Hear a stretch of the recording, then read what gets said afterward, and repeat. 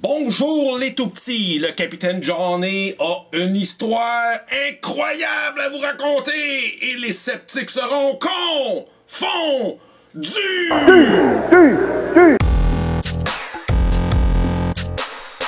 Avant que je te conte ça, participe au déménagement, viens chercher ta commande, tes réserves pour pas qu'on ait besoin de les déménager. Ça va faire ça de moi à faire. Ça va faire un peu d'argent dans les coffres de la librairie aussi en ces temps encore spéciaux.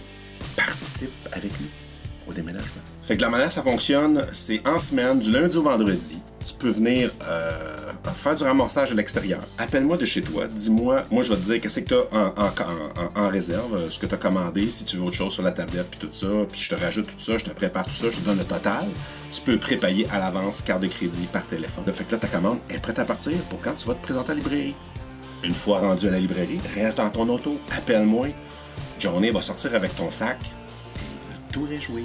Alors, du lundi au vendredi, de 11h à 4h, parce que là, avec le couvre-feu, j'ai moins de temps le soir pour faire continuer le déménagement et tout ça. Fait que l'heure de plus, je vais la prendre pour travailler là-dessus, parce que le temps passe très vite. Il ne reste qu'une vingtaine de jours avant d'être dans nos nouveaux locaux.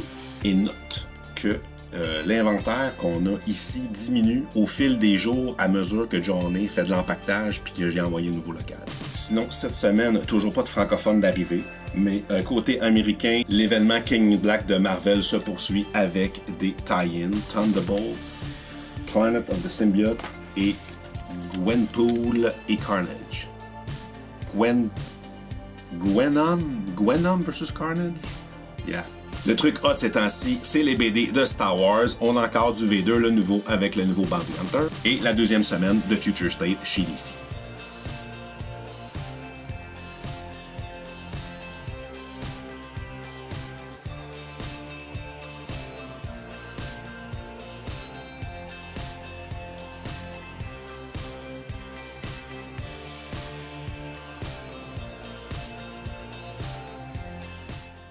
En train de défaire des meubles, puis de sortir du stock dans la van pour déménager au nouveau local.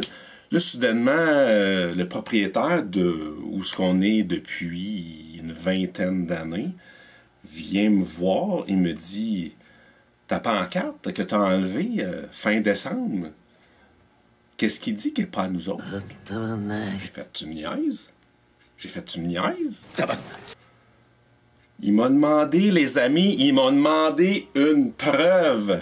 Parce qu'il pensait que la pancarte dehors, à l'extérieur, y appartenait puis que j'y volais quelque chose. Acheté il y a plus de 20 ans à une ancienne coiffeuse qui a changé de local et qui avait besoin de son affiche. V'là 20 ans, la facture, elle existe plus. Fait que là, c'est drôle comment la vie fait bien les choses. Toutes les photos qu'on garde sur les murs de l'histoire de la librairie, ils étaient toutes empaquetées. Sauf une avec la preuve. On voit ici le petit local avec mon ancienne affiche, le salon de coiffure Voyons. Et le local où je suis, qu'on est à veille de quitter, qui n'avait pas d'affiche quand c'était le dépanneur Couche-Tard, parce que j'avais signé un bail avec Couche-Tard et non pas avec le nouveau propriétaire de la bâtisse. Fait que je lui ai montré cette merveilleuse photo qui date de 2002. C'est durant le Free Comic Book Day en 2002, la première édition du Free Comic Book Day. Et voilà les amis, ma preuve. Tabarnak de tabarnak de tabarnak!